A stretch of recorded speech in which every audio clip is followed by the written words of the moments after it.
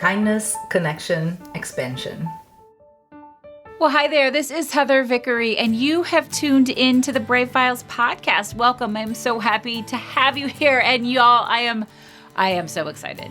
You are in for a treat today because today you get to meet my friend, Dr. Manuela Powell.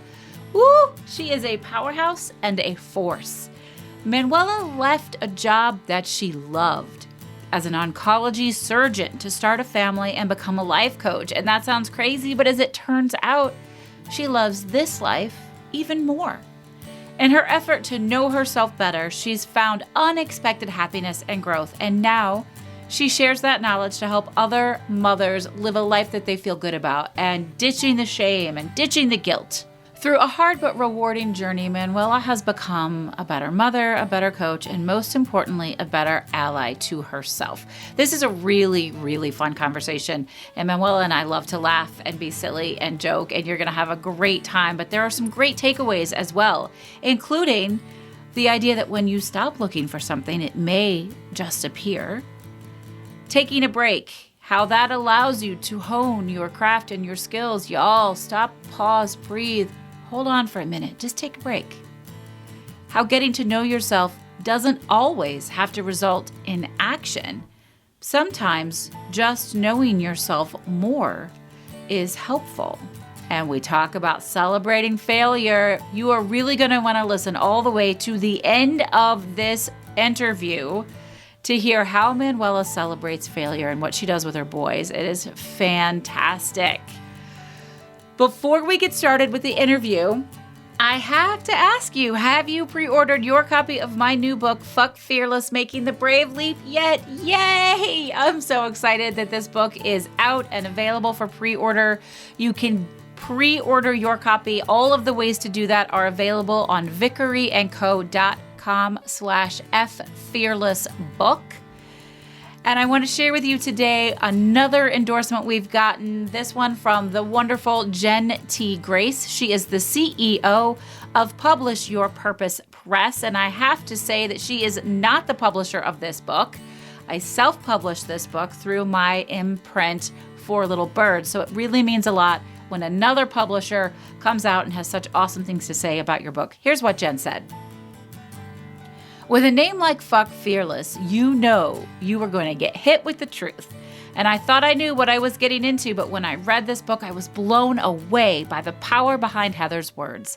Fuck Fearless is a rallying cry for each of us to step up, be brave, and stand in our truths each and every day, so that we all have the ability to make the bravest leap of all, being true to ourselves. This is a must-read book if you are struggling with boundaries, commitments, or hard conversations. Heather provides you with the tools you need to reframe and reshape your mindset to be the best version of yourself that you can be. Thank you for that awesome endorsement, Jen. Y'all, you can pre-order your book again, vickeryandco.com/ffearlessbook. And make sure you're on my email list to get all the latest details on the book, upcoming events, my weekly live show, Brave in Action, and also to grab your copy of the Brave Method 101 Quick Guide. You sign up today at vickeryandco.com/guide. This is Heather Vickery, and you're listening to The Brave Files, stories from people living courageously. When we choose bravely in big and small ways, it powerfully elevates our lives. I hope these stories connect with you and encourage you to embrace bravery in every possible way, day after day. Together, we can build a movement of courageous living that enriches both our lives and our communities. And if you enjoy the show, I ask you to please share it with others. Maybe think of someone who you want to choose bravely right alongside you. Thanks for tuning in. Now here's the show. Oh, Bravehearts, you are in for a real treat today. I am so excited to finally welcome this week's guest to the Brave Files. Manuela Powell is a powerhouse of a human. She is a friend, and she did something that I think is extraordinary. She left her dream job of being a surgeon to pursue dreams that she never even knew she was allowed to have. This mother of two has a wild ride of a story to share and even a little plot twist at the end. I adore Manuela, and I know you will as well. My friend, welcome to the Brave Files. I'm so happy to be here. I mean, I'm always happy to chat with you, but like that now it seems so amazing that I'm in the podcast that I listen to all the time. That is so exciting. Well, thank you for that. We were laughing so hard before we started recording that I'm not sure how we're going to get through it, but I guarantee it'll be a fun ride for everyone. So just for point of reference for everyone who's listening, Manuela and I first met through a previous guest on the Brave Files, Pasha. We were both in the Roar program, and you have a wicked sense of humor, my friend.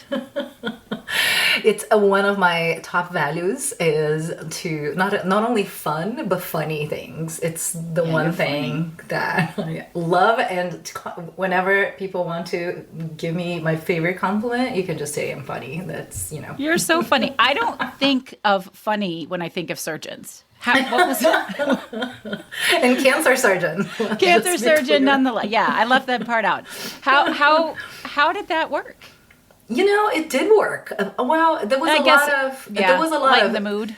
Yeah, well, but of course there's like a lot of like, oh, you can't behave like that because you must blah, blah, blah. And I was never very fond of that. You're a rule breaker like me. We're rule breaking soul sisters. Uh-huh. Yeah, I'm like, okay then. And of course, I'm not, it's fun that is appropriate. I think one thing about being funny is like knowing, your timing. So. Yes, all of a sudden I had this mental image of some very inappropriate funny, which is not that good. It's just, I'm glad that you have that filter in place where you know when to pull back. All right. So let's backtrack just a little bit. Can you tell folks listening a little bit about your background, what led you to med school, what you enjoyed about being a surgeon, and then we'll shift. Sure. And well, what led me to med school is kind of a funny story in itself because I never thought I was going to be a doctor. I never wanted to be a doctor. I did want to be a veterinarian when I was a kid, but I think it was more like I liked animals than the actual medical part. But I was always very curious about science and all these things. And when in Brazil, I'm from Brazil, there's no college. So you go from high school to whatever you're going to do, like medical school. How did I not know that? It's absurd. So when you're like 16, you need to know what you're going to do for the rest of your life, which is, impossible, right? There's no way. Yeah. So I remember, and this is back in the day when the dinosaurs roamed the earth. So you're so full of shit. You're not even as old as I am. So you just need to zip it, lady. I remember, so whenever I had to sign up for university, I was 16 or 17, whatever. And I remember having a piece of paper, because it was not a computer. It was a piece of paper that had all the careers, all the things that you could do there. And I was like, okay, architecture, law, business, whatever. And then I was like, okay, I'm going to go to business school because that sounds broad and I can do something about it. So I signed up for that and I got in. And after the first month, I was like, this is so wrong. This could not be more wrong than it is right now. This is horrible. I hate it. And for some reason, I dreamt about being a doctor for 2 weeks straight, every single night. And I was not a person who remembered dreams, but they were so vivid and they had like smell and everything. And it was like, oh, I guess I need to be a doctor. I was like, this is a true story. Fascinating. Yeah. And then, of course, I'm like, well, I have to tell my parents that I'm going to do this. And I did not tell the dream story. I said that it was kind of like what I always liked because biology was the only thing that I was good at school. Okay. So it made sense, And that thing that you do kind of like, let me make this their idea. It was like, I was thinking about going and studying biology, and then my mom, who was, super high achiever, is like, well, if you're going to do that, just go to medical school, which is like insane, but it worked for me. So I was like, sure. Yeah, I think that's a good idea. So I quit. So how old were you when you were like officially a surgeon? Well, then medical school is 6 years. So I got into medical school, was like, 18, 17, I think 18. Graduated at 24. So then you're officially a doctor, but then you have to go to resident. Like nobody really does much. I feel like in the U.S., by the time that process is done, they're all like in their late 30s. Yeah, because you have to do oh my gosh, it's so long, it's insane. So here in the U.S., you do 4 years of pre-med and then 4 years of medical school. So it's 2 more years in the whole, but like in college, you're not doing just the the medical thing. That's what I don't know. I think that's how it is. I'm not sure. Right. Okay. Yeah, so 24, and then I got into general surgery residency, and then surgical oncology fellowship.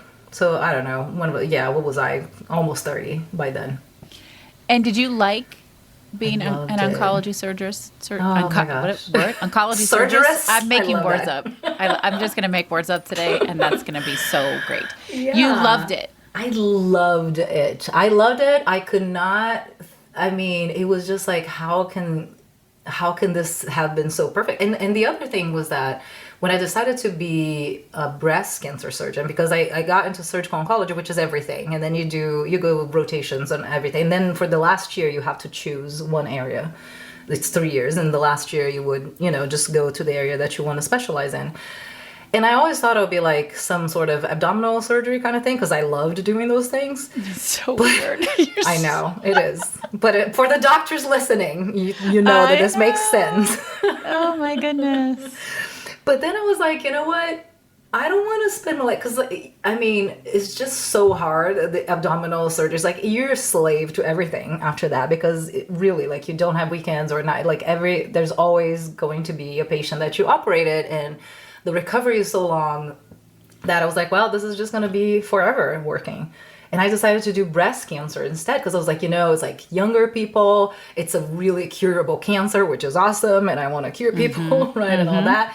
And I decided to do that, and it was amazing and also I just loved working with women. I was like, you know what, I'm just going to go and do that. So that was amazing, because it was something that, just being around women, and a lot of times young women who had done everything right, quote unquote, right? Yeah. Like they ate well, and they exercised, and they whatever, all the things. And now here they are, instead of a surprise pregnancy at 42, they have cancer. Yeah, cancer does not discriminate, that's for sure. It doesn't, yeah. So. Okay, yeah. So what the hell happened? You stopped being a surgeon. You loved being a surgeon, and you stopped being a surgeon. Who does that? I know. You Crazy do. people. Yeah. So I did all this in Brazil, and after 5 years of practicing medicine, that was the first really brave thing I did. I was like, you know what? I'm just going to go to the US, because I think, I was always curious, and I had some experience here. Like I came to observe, and I knew a bunch of doctors here, and I was just like, I want to go and learn. And eventually, so I came, and to be a doctor here, you have to do all these tests that everybody has to do, but usually you do them while you're in medical school. So that took me like a year and something, but then I ended up doing part of my training at Sloan Kettering and then at Cornell. So I loved it. But the year I was going to turn 40, my mother came to New York. I was at Cornell at the time, and it was like, I don't even know how many hours. It was like 15-hour days, 6 days a week. Crazy. You really can't think about anything but work. So she came there, and she was like, I just wanted to chat with you, because you said once, eventually, I don't know, that you wanted to have kids. And, I'm going to be 40 next year. So just putting it out there that maybe if that's still a thing, maybe you should think about it. And in my mind, I don't know how long it took, but honestly, in my mind, it was like immediately it was like, oh yeah, fuck this. I don't want to do this anymore. Because you did not feel that you could be a surgeon and a mother at the same time. Well, I would have to go if I wanted to live here. First of all, I would, my family is not here in the US. So, how do you, and I was single, obviously, because who can have any sort of life with that life? So I was like, well, I decided to be a single mother by choice, which means you go and get artificially inseminated. And because I was like, I have limited time to have biological kids, but I don't have, I can always meet someone after. So that's fine. So that was very simple in my mind. This is how this is going to work. I love how that was just like, fine. We'll just medical this up. It's That's not what a I'm big gonna deal. do. Exactly. And I was super excited. I even had a blog, to be honest, at the time about that. And my plan was I was going to finish my contract, which I still had 6 more months. And I was going to move back to Brazil, and then, and then get artificially inseminated and all that, and move my practice back to Brazil, where I had support and all that. Then I decided to have a little sabbatical before moving to Brazil. And I met my husband then in Hawaii during that sabbatical, not wanting at all to have any relationships or anything. Isn't that funny how that works? Oh my God. And it kind of pissed me off, because when people say, it's like, oh, when you stop looking, that's when you find it. Like, yeah, right. But how do you stop wanting to something? I don't know. And then sure enough, I was like, I do not want a relationship. I'm just here to get in the mindset of being a single mother. And not only that, but I was 40 and he was 28. So it was like, I would Oh, wow. never I didn't have realize your even- husband was that much younger than you. He is. We're the same Chinese sign. That's how far apart. He's 12 years younger. Use that in Two Truths and a Lie all the time. Right? Oh, That yeah, I did. should be many your times. Two Truths and a Lie trick right Yeah, there. Exactly. Oh, yeah, for sure. So, yeah, so I was like, psh, this is, I wouldn't normally even, like, actually care at all. If I was, like, in the real world, if I wasn't in this bubble in Hawaii, which was completely different than, quote-unquote, real life, I would probably not even have given the time of day. We both lived in New York before that. We didn't know each other. And I was like, if we met in New York, I wouldn't even have looked at you because like it makes no sense. You're so young. Wow. Yeah. The Hawaiian beaches can have that effect on people. Yeah. It was like, everything is just like rainbows. It's all Okay, fine. so you met your husband. Yes. So then we left Hawaii after I was there for almost a year. And we did this big road trip through the U.S., like more than 9,000 miles. And then we're like, well, we should just get married because, like, if that worked, We should just get married. This is going. Yeah. So And he whatever. knew that I was in Hawaii with the whole, like, wanting to have a kid kind of thing. And eventually he was like, you know what? I mean, I'm 28. That's old enough. A bunch of people have kids at 28. So let's just see what happens. And 3 months later, I was pregnant. And Wow. we were in Brazil at the time, and I was like, well, we live here now, just FYI, we're not leaving, because I'm not going to go have a baby by myself, like without the whole system that Brazil has, like nannies and moms and all the other things. And he's game for everything, so I was like, sure, we just moved here, cool. And we lived there for 3 years. We had our 2 kids there, and we always knew we were going to come back. It was more like we would love for him to speak Portuguese and know the culture and all that stuff.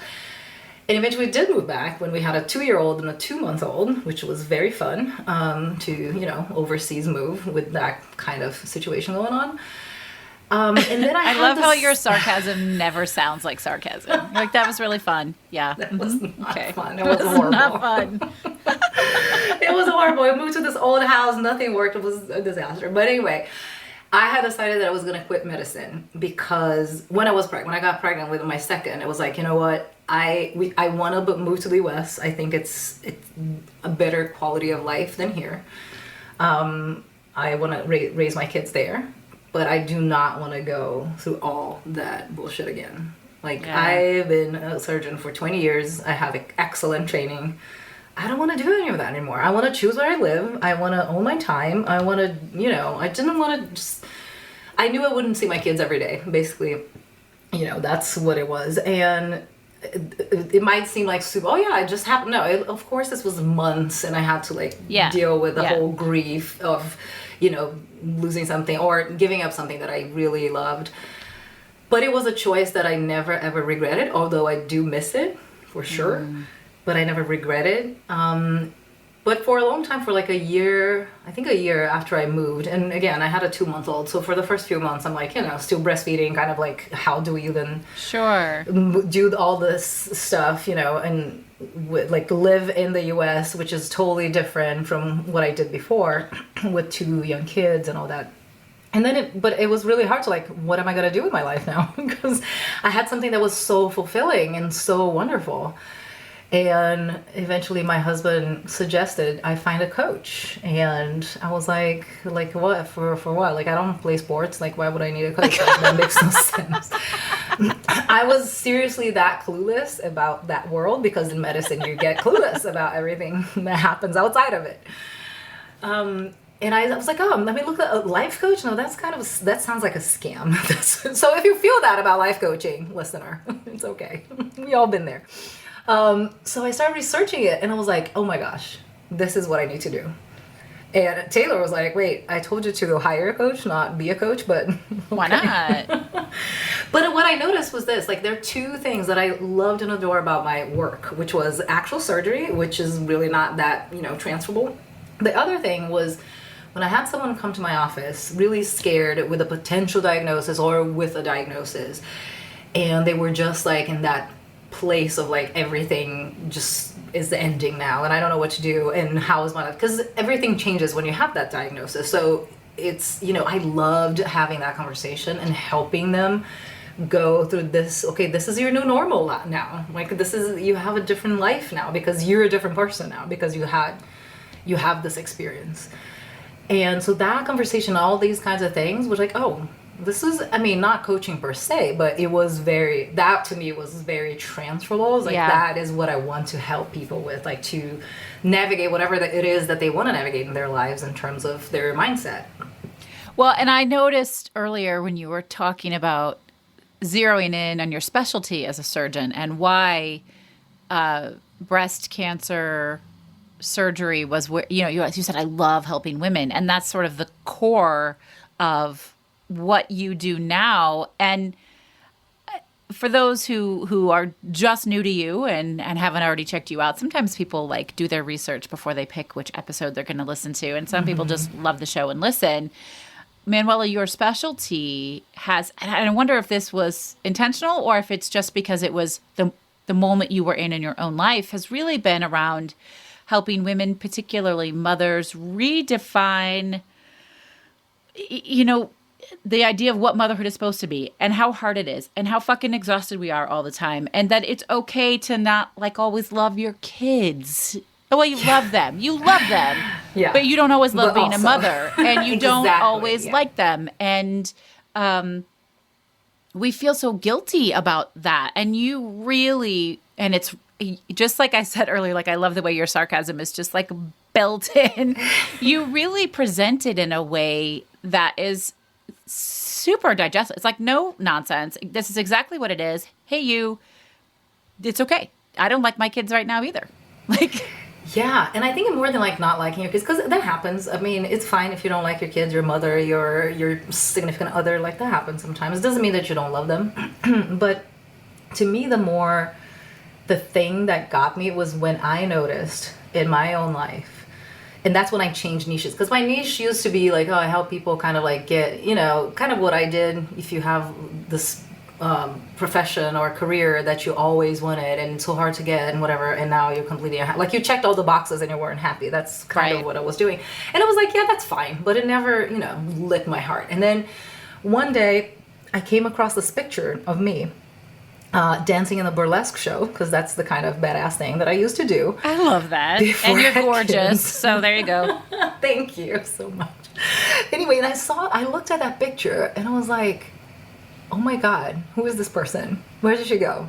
Because here I am with my mom jeans and just not caring. And I don't know, it was just such a wake up call. And I was like, what happened to because my husband is very supportive, and he was always like, can you just go, I'm in a new city that I don't know people. And then it was like, can you go just find something that's just like yours? And, you want to go out one day a week. And I was like, I can't, right? Like I have a newborn, I have a toddler, like I have to do all the things because I have to carry the whole world in my shoulders. And this is how we're supposed to do it, which is very interesting because I was always a person who did not follow those rules. But here I was just being completely consumed by the patriarchy.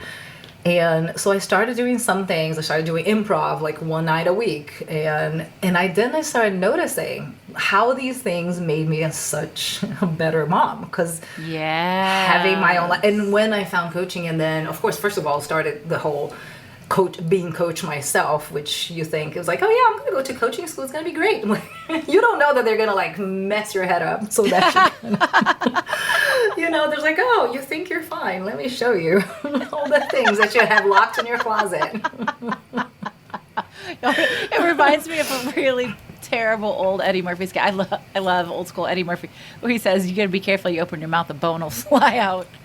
The skeletons in your closet. Yeah. So you have to work on your shit before you go help people work on their shit. So and you have to keep working on your shit. Of course, like forever and ever. Constantly. Yeah. And now I love it. Honestly, I love it. And when I'm in the goo phase, meaning like when I'm like, oh my gosh, I feel like I'm dying, I'm just like, oh, this is great. This is great. What is this pain teaching me? Because I know. Because here's the thing: there's never been pain in my life that when the pain was done, I was not a different person. It was always something that made you grow. And I think that's true for most people. So once you learn that, you're like a little more okay with those periods of just like, this sucks so bad. It is true.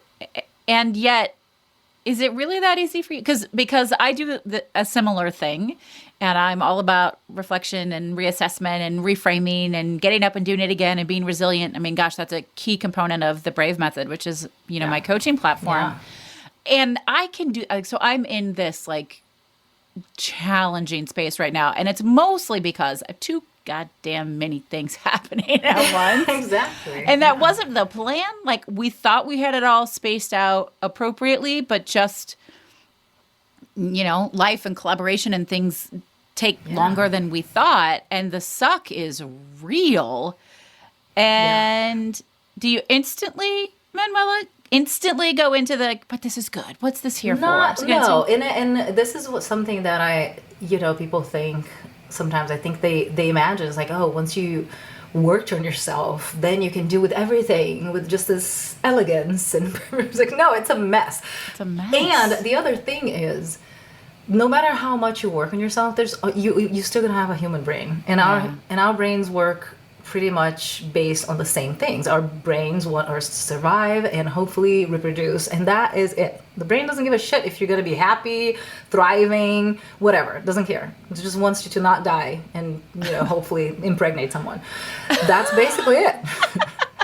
So we need to know that, like, this is what's going on at all times. So whenever, shit hits the fan in my life, which it does a lot. I have a 4 and a 6-year-old, so of course, it's just like I have to remind myself. First of all, I have to remind myself sometimes, like, this is a phase. But the thing that I most tell myself is, this too shall pass in motherhood. Yeah. This is going to be different. And, like, if I'm lying down trying to put them to bed, I'm like, at some point they're going to sleep.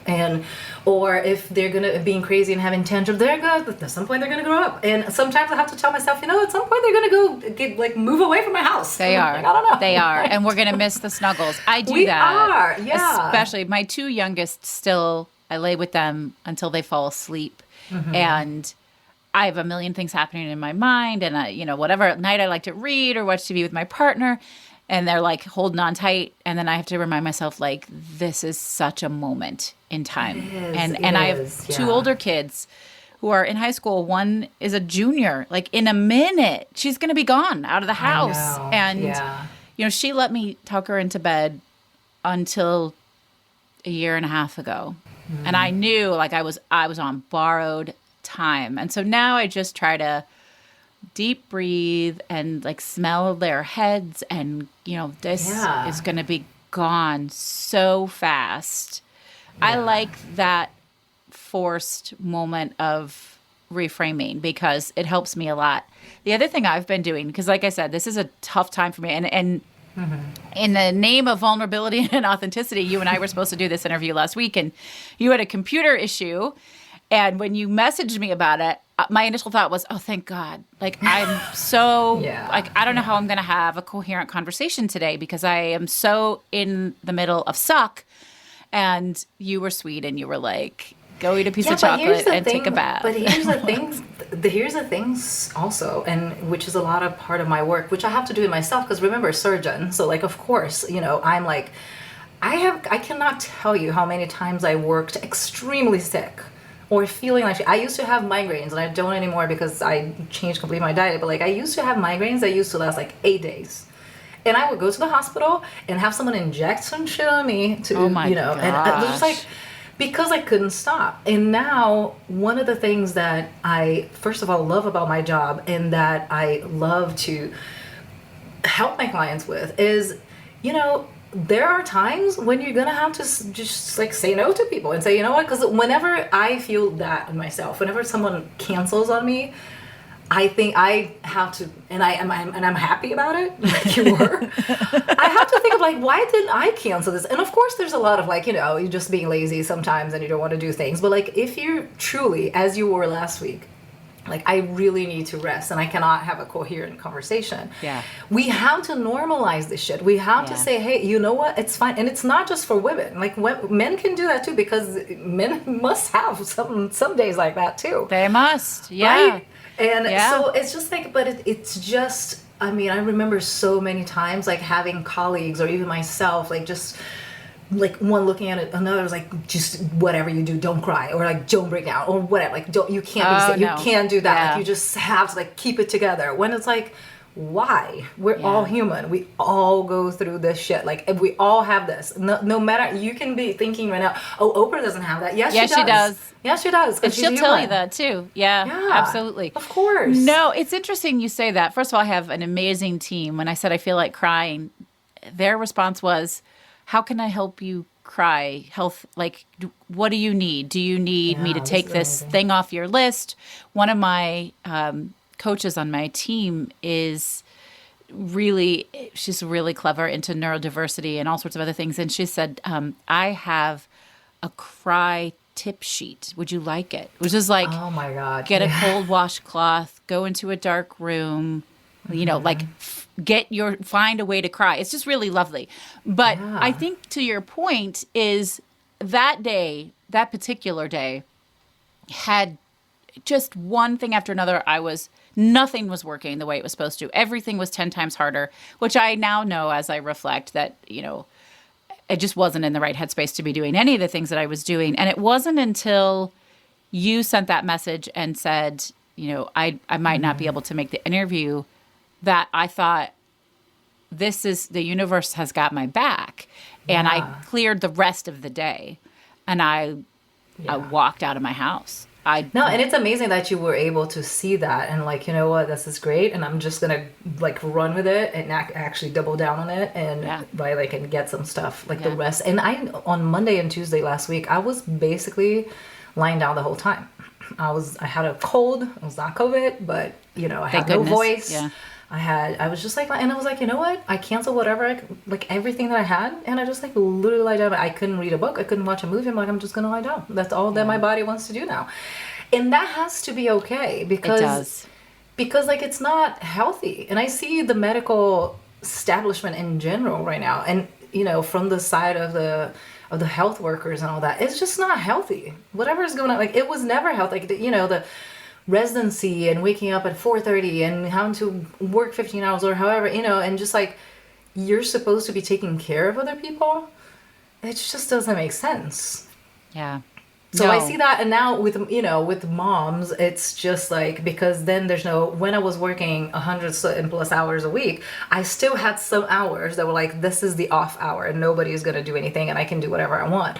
When you're a mom, there's no off. You're always on from now until forever. I have to tell you, that's the silver lining of divorce. I love my kids, and I love that my kids are with their dad half the time, and I do whatever I want, which is sometimes work hard, sometimes play hard, sometimes do nothing. I'm really grateful for that 50% because it gives me a lot of perspective. Okay. I actually had that conversation with Taylor once and was like, oh, you know what? We should just get divorced like last time parenting. Because we were talking about it. We had a weekend that grandma took the kids, and it was like, dude, if we have like once a month, just like this time off, it would be so nice. Like not to have to be there the whole time because it's so freaking hard. Absolutely. I'd say I'm a big fan. I think you know this, and I'm sure the listeners have heard me say this, but during the pandemic, I instituted quarterly retreats. So when the kids are with their other parent for a 5-day stretch, once a quarter, I go somewhere and rent an inexpensive Airbnb and take a bunch of books and just go off the grid because I have to. And we do that too. Taylor loves camping, so sometimes you go camping this weekend, and then next weekend I'll go like away from everyone. It's just like I just want to be quiet and not talk to people and just hear my own thoughts and read books and do nothing. Exactly. Absolutely. All right. So I promised the listeners a plot twist. And a couple of summers ago, it was like 2 years ago now, right? I got a message from you, fairly unexpected, cryptic. We didn't know each other too well at that time. And you said, I really need to talk to you. Can I have a call with you this weekend? And I was like, yeah. I don't know what's up, but sure. And I feel really honored because I think I was the first person. You were definitely. Yeah. So I won't tell your story for you. What did you want to talk about that day? Yeah, so I actually going to backtrack a little bit. So the first time I saw your post on a group that we are, a female podcasters group. I saw you posting about, being a guest on people's shows and, oh, this is what I do, da, da, da, da, da. And I came out of the closet after 10 years. I'm like, oh, I need to be her friend. And at the time, I really didn't know why. I was like, oh, I need to be her friend. And full disclosure, I totally stalked her, listeners. And I am her friend now, so it totally worked. So I was like, oh, you have to be on my podcast and all that and blah, blah, blah. But then, that was all a plot because I wanted to actually have a conversation because I was thinking that I might not be totally straight. And I was like, at the time I was 47, 46, whatever. And I was like, how is that I never had that inkling my whole life. And then suddenly I was like, wait, what is happening? And then there was a day, and so we had that conversation. I was like, hey, can you tell me your story? And how did you figure out? And how was it for you? Because I think that might be happening to me. I was like, how is that possible? And now I know, of course, that first of all, sexuality is fluid. So I don't know if it changed, or when I go back and think about so many things in my life, I'm like, oh yeah, that makes That's what I always say. Like I missed all the signs. Totally. I go back and I'm like, oh, that might have been a sign. Totally. Oh, and my mom, I remember my mom once telling me that she thought for a while that I was gay. And I was like, and I didn't, at the time, I was so clueless. So I didn't ask anything because I was like, wait, why? Why did I think of that?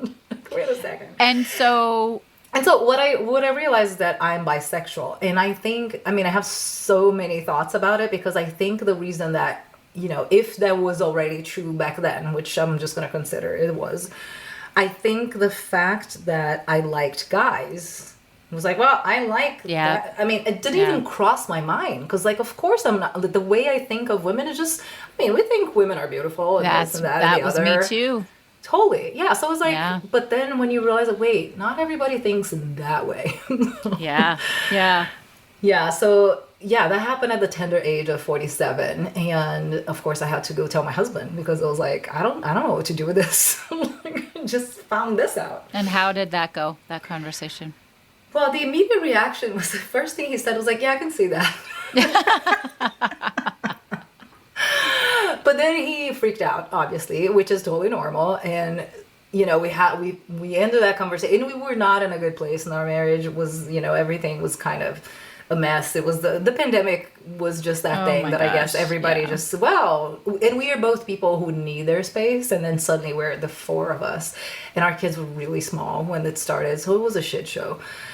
So we were not in a great place. And the whole conversation was actually about a relationship. It was like, hey, what are you thinking about a relationship? And he was like, meh. I was like, yeah, I'm not down with meh anymore. We have to do something about it. And by the way, I found this out now. So I don't know. What are we supposed to do with this? But then he freaked out later in the day and he came and was like, what does that mean? Are you going to divorce me to go marry a woman? I was like, whoa, no. And I'm probably not going to divorce and go marry a man either. Like I'm trying to get rid of all the extra people. Yeah, exactly. But, after a while he was like, again, like what's going on? I'm like, I don't know. I don't know how that's going to look. But then we decided to work on our marriage, and then I actually started an amazing program, which is just for one person in a couple, which is crazy, but I cannot tell you, it completely changed our relationship. So, now we're like trying to like talking about and exploring. Okay, what is it gonna look like? Am I ever gonna go do something about it? Are we gonna have a different kind of relationship, but not so traditional? And so far, we're still in the phase of I think we mended our relationship super beautifully. So I'm so happy to hear that. Yeah. So right now we're just like enjoying that part. And that is the thing that's true for me, but like I don't necessarily have to do anything about it. I think that's what I was wondering about. And it's so fascinating to me. And I think it's really important. So when I came out, everyone wanted us to talk about what my sexuality meant, who I was having sex with or who I wanted to be having sex with. Mm-hmm. And it's not about that, but being able to identify who you are and be honest about it does change how we show up in the world. Yeah, I think it's about, for me, it was, and being in this journey of personal knowledge. And I want to know myself more. And I realized when I started this whole thing, like, there's lots of things that I don't know about myself that I think I know. But when I think about it, I was like, I don't know if I think like that, because there's so many things in our lives that you just, just take as truth because you always believe it. And then suddenly you're like, wait, but let me think about this for a second. And silly example, I'm going to give you the silliest example. I remember one day I was sitting with my kids having dinner, and which is my least favorite thing ever, because I have to say, please eat your food like 1,000 times. And at some point I was like, oh no, you have to finish your food and what, like something like that. And Mateo, like my 4-year-old, is very aware of his, like he would give back a bag of snacks, with my 6-year-old would never do, like never ever in his life. And yes, my 6-year-old will eat the world. He eats everything, and he's like 6 feet tall and super skinny. But Mateo will return food. So, and he was like, no, but I'm full. And when he said that, I was like, wait. Why am I force feeding you? Why am I making you not listen to your body? That makes no sense. Just because that was just a thing. That's how I was raised. So like, of course, this is how you do. So like those silly things. At that moment, I was like, great example, right? And I was just like, okay, new rule. This is not the rule anymore. The rule now is you eat however much you want. If you don't eat a reasonable amount, you can't have dessert and snack and whatever. Because I know my kids, they will game the system. Sure, yeah, of course. But like, if you eat whatever, and you say, no, I'm actually full, okay, that's fine. You don't have to eat.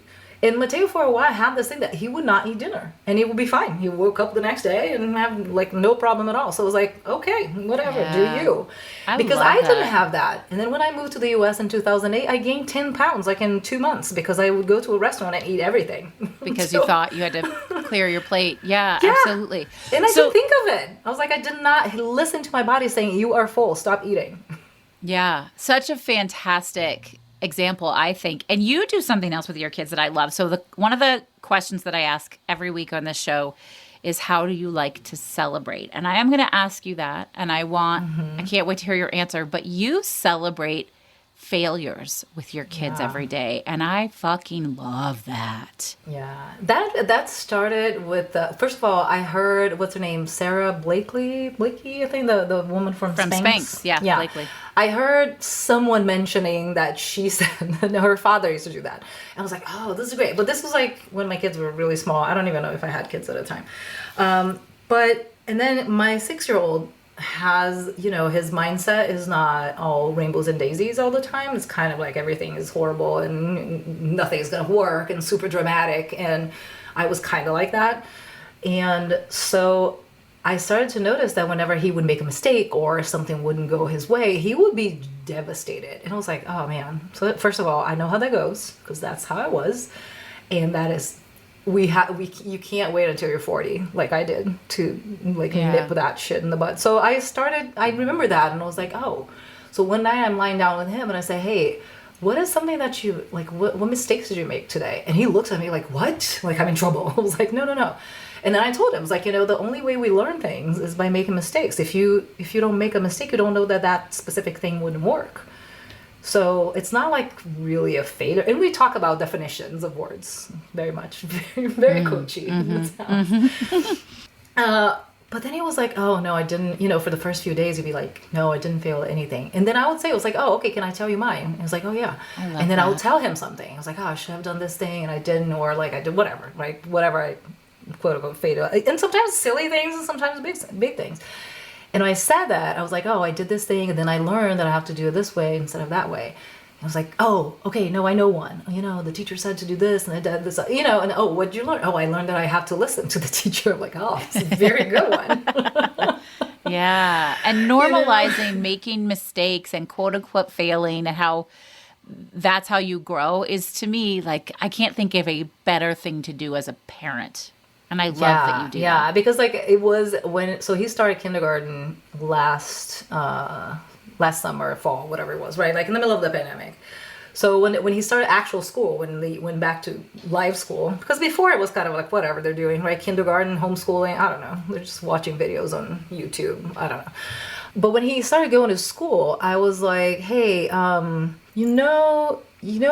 you can make mistakes at school, right? Like you can do things wrong, and you can ask for the things you don't, like kind of that kind of stuff. And he looks at me and says, oh no, if you're smart, you never make a mistake. And I was like, oh Jesus, what? I was like, okay, we're gonna have conversations Do about this again. this. Yeah. Yeah. So that's when I was like, oh no, we have to like talk about this the whole time. And now when I look at him, sometimes it was like, hey, how'd you learn? He was like, making mistakes. I'm like, yes, exactly. Yeah. So he kind of, this is, and we as entrepreneurs, I'm like, a lot of times we're like, oh, I'm going to do this thing. It's going to be perfect. And then it's not perfect. We're like, oh my gosh, I failed and it's horrible. I'm like, no, it's information. Yeah. No, just get that. You're never failing. You're never trying, for sure. Never, I love never. that. So how do you celebrate successes and wins?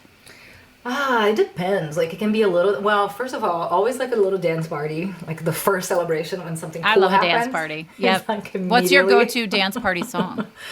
My songs have a lot to do with kids movies and things like that. So, Yeah. There's that one song that is so silly that I love, is Getting Jiggy With It, which is an old song, but Will Smith's Getting Jiggy With It? I fucking love that song, man. Love it so much. I'm taking my daughters to the Willow Smith concert this weekend. Oh, wow. That's awesome. Yeah. And the funny thing about having a husband who's 12 years younger is that he does not understand some things in your musical tastes.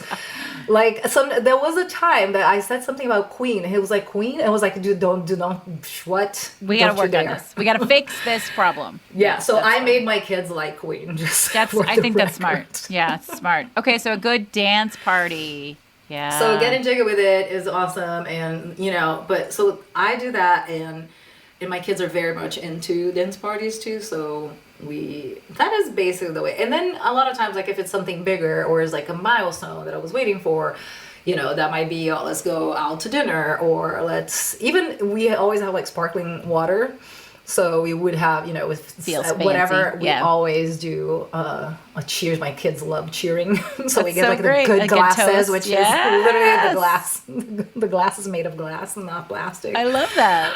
And we cheer and all that. And, sometimes it depends. Like if it's a big milestone in my business, I would get something to like I will buy a necklace or something, and that would always be like, oh, this is so meaningful for me. And nothing super expensive, but like something that I would love to mark the occasion. Just kind of, you have to mark those things. You have to remind, and I spend my whole life just like, that's not good enough. Do more. Yeah. So, yeah. So that part is very much like, again, training my brain. Yeah, I love it. And I love the reminder to use the good glassware and china. I mean, folks, why do you have them if you're not going to use them? Have some fun. I love that.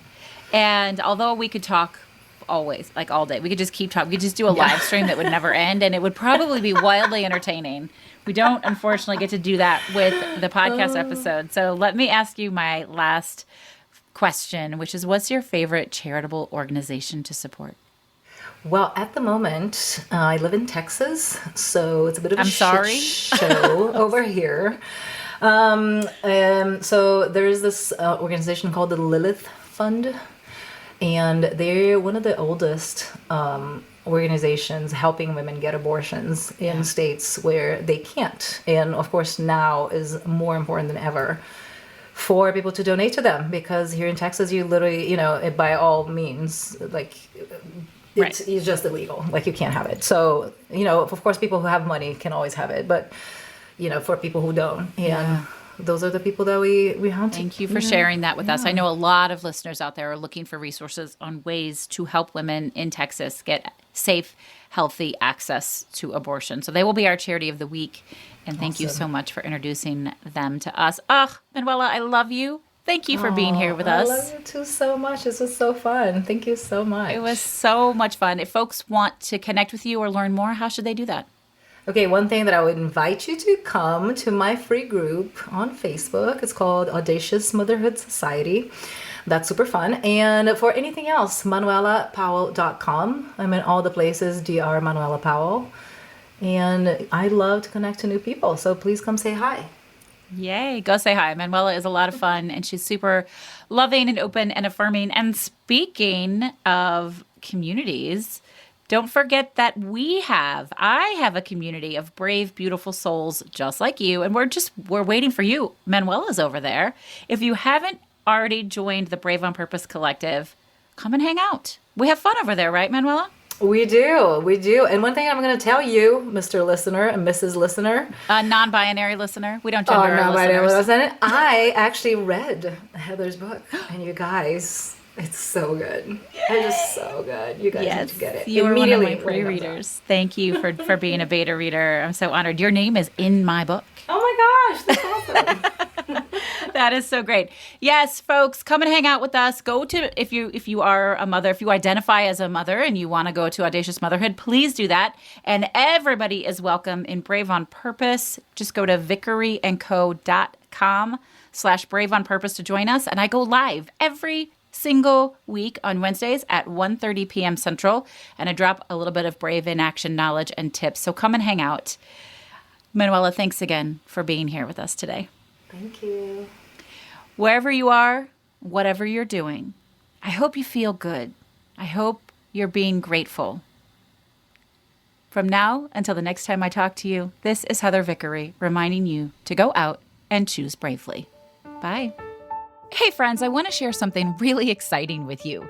We already know you enjoy listening to podcasts because you're listening to this one, but I'm also betting you enjoy audiobooks. And hey, listen, if you don't already enjoy audiobooks, then it's time to check them out. That's why I'm really excited to share Libro.fm with you. They are an incredible new platform for listening to audiobooks. And by choosing Libro.fm over other audiobook services, you are supporting a local bookstore of your choice and investing in your local community. Libro.fm offers over 150,000 audiobooks via their primary platform, which, by the way, they built with love and from scratch because they're a small business also. They even offer bookseller recommendations for great audiobook options. You can sign up right now via www.vickeryandco.com/LibroFM. That's vickeryandco.com/LIBROFM. And when you do, you'll get one free audiobook of your choice, and the proceeds will go to your favorite local bookstore. Now, check what I just said there. You're going to get a free book, and the proceeds are still going to go to your local bookstore because Libro.fm makes sure that their booksellers get paid even when they give a promo to customers. I've listened to over 20 audiobooks this year alone.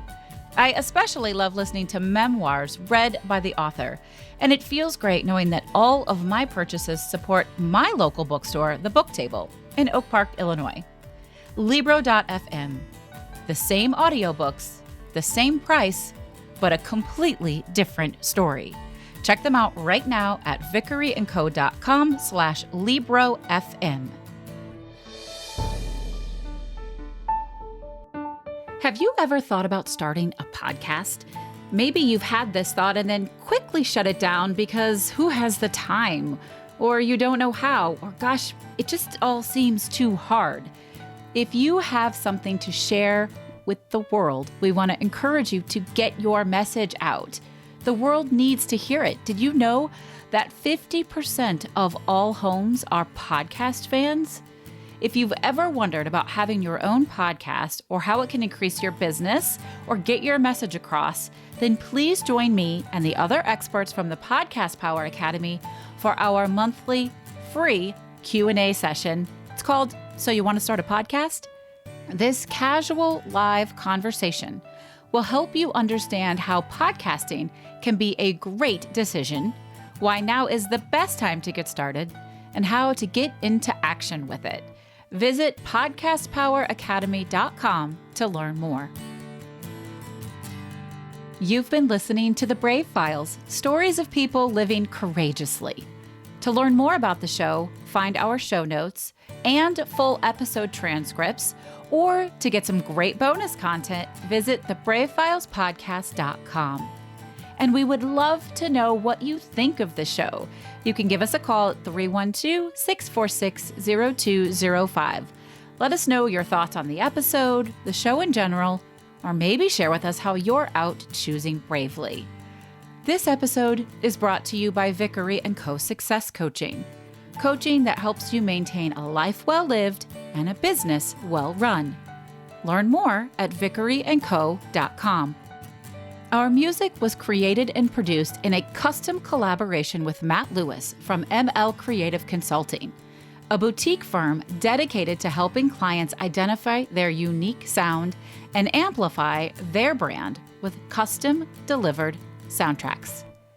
We couldn't do any of this without our extraordinary audio engineer, Andrew Olson. Learn more about him and check out his work at findandrewolson.com. And special thanks to everyone on Team Brave, from our producers, associate producers, copy editors, writers, and support team. Special thanks to Molly, Mary, Kim, Sabra, and Sabrina. I'm your host and executive producer, Heather Vickery. Thanks for tuning in, and we'll talk to you next week.